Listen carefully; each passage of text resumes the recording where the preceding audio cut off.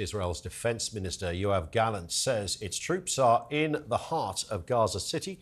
Meanwhile, overnight, an Israeli official has clarified Prime Minister Netanyahu's comments about taking overall security responsibility for Gaza after the war. Well, Israel's Minister for Strategic Affairs, Ron Dermer, says Netanyahu meant Israel would ensure the enclave would remain demilitarised and that Israel would not reoccupy or govern the area. It comes after US President Joe Biden says he asked Netanyahu for tactical pauses in fighting in the region during a phone call on Monday in order to secure the possible release of hostages. Well, joining us now from Jerusalem is Dan Illouz, a spokesperson for the Israeli government. Dan, thank you for joining us. We are a month on now from those horrendous terrorist attacks. How do you see this conflict ending? We're a month in, but unfortunately, this will be a very difficult conflict and a long conflict. And the unfortunate reason why that is because Hamas terrorists, instead of fighting and protecting maybe even their people, they're hiding behind Gaza civilians. And Israel wants to do everything it can in order to try to spare the lives of the civilians in this conflict. And this ends up being a very difficult task, which creates a difficult task for Israel in trying to pinpoint and target its attacks only on Hamas infrastructures in order to really defeat Hamas and give the proper response to that horrible massacre that we saw a month ago, which needs that response. And Dan, what do you make of President Biden's intervention, a phone call with Netanyahu asking for at least a pause? What do you think the response is likely to be to that? So when we're talking about ceasefires and ending the hostilities before we defeat Hamas and release our hostages, this is a clear no. We cannot have that type of ceasefires. You know, in Israel, everyone is a soldier. Everyone knows someone who fell in battle or who was a victim of terrorism. I know that November 11th is very soon. And so Remembrance Day is something that is celebrated all around the world. But in Israel, it's a very personal day because we all know someone who fell in battle. It doesn't happen on November 11th, but when it does happen, it's something that's very personal. We all think about an actual face of someone, a friend of ours or family member that we know that fell. And so we do not like war. So ceasefire is something that sounds very good. But then when we remember who we're fighting against, this evil regime of Hamas that burnt babies alive, raped women, and then flaunted them around, abducted elderly without their medication, we understand that there's no way that a ceasefire is possible with these people. We cannot stop this until Hamas is completely eradicated. The same way that there was no ceasefire with the Nazis, there was no ceasefire with Al-Qaeda or with ISIS, there cannot be a ceasefire with Hamas. That being said, a temporary pause when it comes to negotiations for hostage releases is something that is on the table. The Prime Minister did say that if the hostages were to be released, then we could think about a temporary pause. But that's not a ceasefire. That's a pause. It's a very different thing.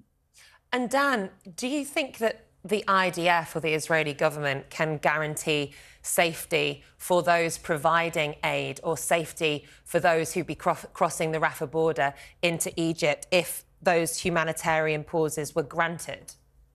So we have to be honest, it's unclear because Hamas makes it a point to attack even its own civilians when they try to go down south in order to move away from the hostilities. I mean, you had incredible videos yesterday of civilians coming out of Hamas, of Gaza City and trying to go down south in order to go away from the hostilities. They were using a humanitarian corridor that was defined by the IDF, and you see IDF tanks actually protecting those civilians that are trying to go down south because we're afraid that Hamas will try to attack its own civilians that want to get away from the conflict because they need these civilians. They need them as human shields in order to then say, look how many civilians are dying in this conflict and use it as a PR stunt. This is devious. This is horrible. This is horrendous. It's the opposite of the type of regimes that we want to see, not only for the good of Israel and the good of the free world, but also for the good of the Palestinians themselves. And Dan, just talk to us about the hostage situation. We have seen some hostages released, but very few in the grander scale. There are many more who are still being held. What is the latest? Is there an update there? There is no current update, but we believe in Israel that the only way we will be able to release the hostages is if we put all the pressure on Hamas.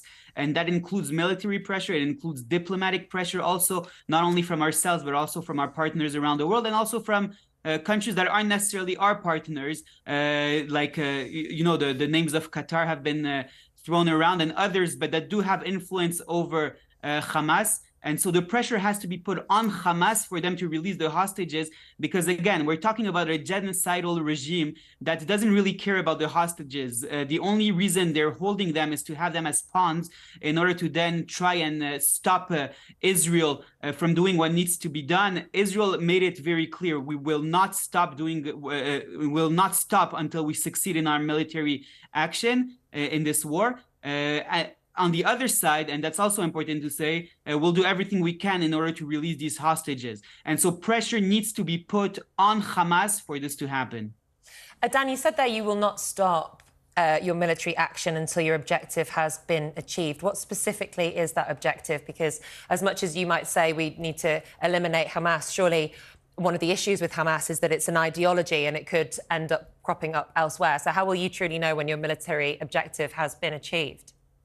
So the way it's been defined by the cabinet in Israel is that the Hamas cannot have any way of ruling over Gaza, and also any military ability to threaten Israel. So these are the two things that we're looking at. We're not naive. We understand that, as you said, Hamas is an ideology that can continue. By the way, it's not limited only to Gaza. Unfortunately, we see that it exists not only all around the Middle East, but even in Europe and in other places around the world. And so it's an ideology that unfortunately can live on. But just as ISIS ideology is an ideology that can still live on today, as long as they do not have the military means to actually do anything with this ideology, and then it's a situation that's easier to live with, obviously.